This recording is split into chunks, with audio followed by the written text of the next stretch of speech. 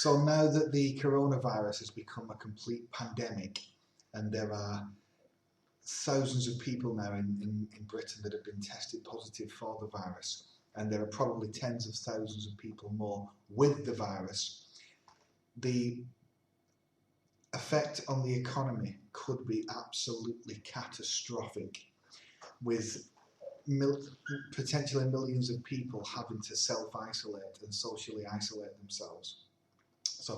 distance themselves to try and contain this virus and stop its spread.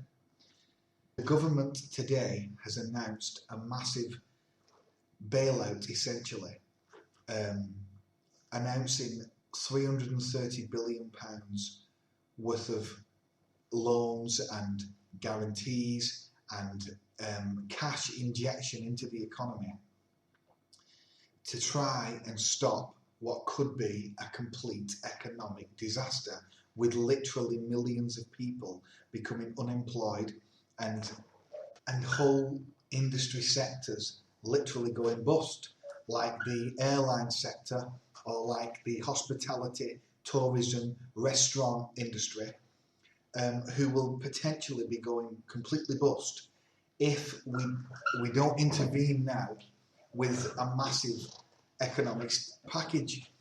Now the economic package, the rescue deal essentially, of what Sunak's going to offer, the Chancellor, is essentially massive loans to businesses. But these loans will have to, of course, be paid back, not within the first 6 months, but they will ultimately have to be paid back. And it's yet to be confirmed, as far as I'm aware, what those terms will be.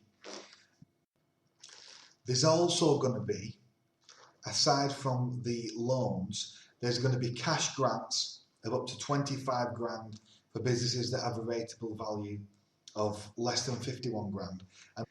And there's also going to be cash grants for the hundreds of thousands of SMEs of up to 10 grand. That's a direct financial assistance that would not be repayable because it's a grant. There will also be massive tax breaks.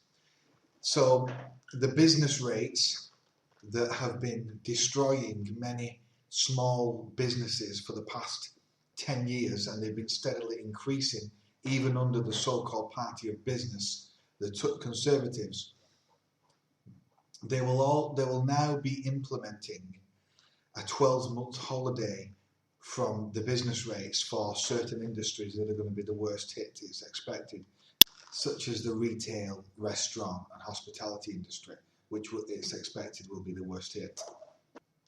And in terms of the general population, there will also be an immediate mortgage holiday or mortgage suspension for those that require it because they've had to take time off work because of the coronavirus.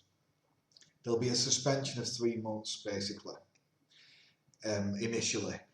But this only concerns people who have a mortgage. It doesn't concern tenants or renters or social housing renters that, of course, will have to pay the bill still. Ultimately, these reforms do not go far enough. This package does not go far enough. And there's many reasons why this is the case. But first of all, there's no guarantee that if you give these businesses these loans, that they will necessarily have to maintain staff at the same levels and have to protect jobs. In other countries like Denmark, etc., where they've given this stimulus package, it's conditional based on the fact that they will maintain employment. British businesses could potentially get rid and start shedding staff.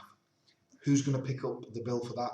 Who's going to give assistance to those workers that are going to lose their jobs?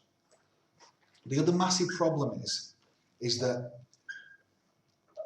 yes, he's giving a mortgage suspension for up to 3 months for homeowners, but what about the 4 million private renters in Britain or the social housing renters?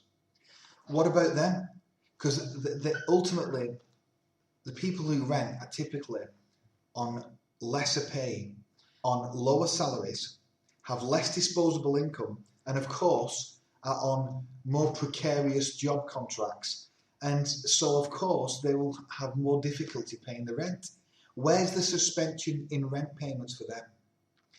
Especially if the landlord has his mortgage payments suspended. Why should the tenants not have their rent suspended? They should do, because they will need some serious help. Secondly, it's not just mortgage and rent that's going to be an issue. There's the bills as well. There's the council tax, the energy contracts, the water, the gas, the electric, the internet. Ultimately, if this virus causes millions of people to have to self-isolate and stay indoors and limit contact, limit social experiences, limit spending, going out to restaurants, to the cinema, social events, those industries are going to have a massive downturn, and the companies are going to start shedding staff fast. And even if they don't get rid of staff and they put them on statutory sick pay, ultimately, statutory sick pay is around £95 a week. How is anyone going to pay their bills, energy bills, council tax, mortgage payments and the rent payments? How are they going to pay that on statutory sick pay? They're not going to be able to afford it. So simply giving a suspension of mortgage payments is not enough. It has to go much further than that. It has to be across all household bills, and it has to be on rent as well, to protect the millions of tenants in this country. And thirdly, the statutory sick pay needs to be massively increased to at least the minimum wage, but I would say at least the average salary, which I believe is over 30 grand now. It needs to be far higher than what the current statutory sick pay is. It needs to be closer to what they give in Europe, where they have somewhat more socialised economies. The sick pay only concerns people who would typically receive sick pay. What about the 0-hour contracts that typically will not be getting any sick pay and will now be told that they have to go home from work and do nothing?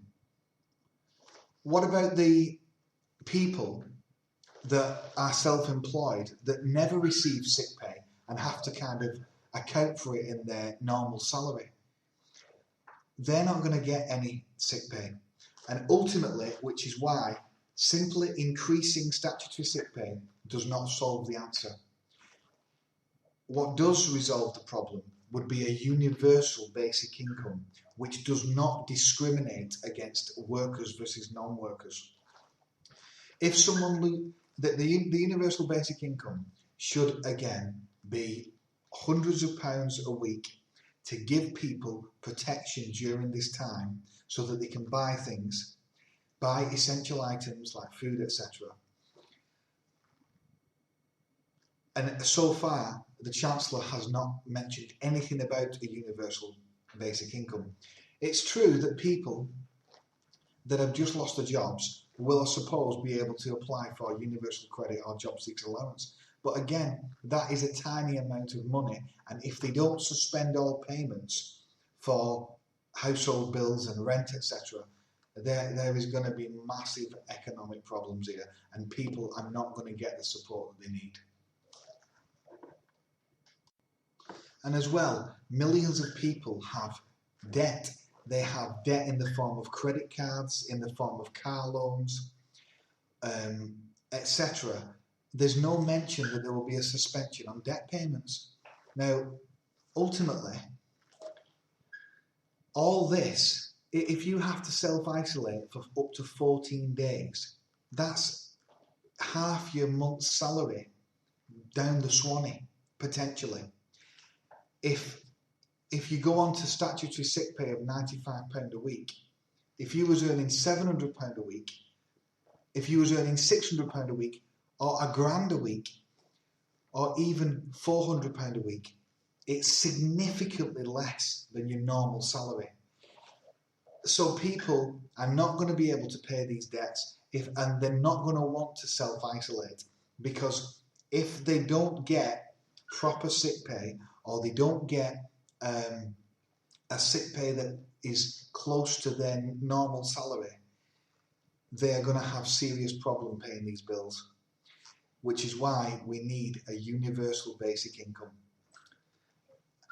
Also, it's now come out that we are paying millions of pounds to rent private beds from private hospitals when other countries have nationalised the private hospitals. Of course, they will have to pay compensation to the owners of these private hospitals, but ultimately, in a time like this, we should nationalise. We should expropriate the assets and put them directly to public use. In a time like this, this is what the public wants and it needs. We shouldn't be paying millions of pounds a day to rent them off private companies. And any large firm that's given a significant financial bailout should be part nationalised. So if we give millions of pounds to, a big airliner, then of course the British public should have shares in that company and should receive future profits. It shouldn't just give the money across to these corporate boardrooms.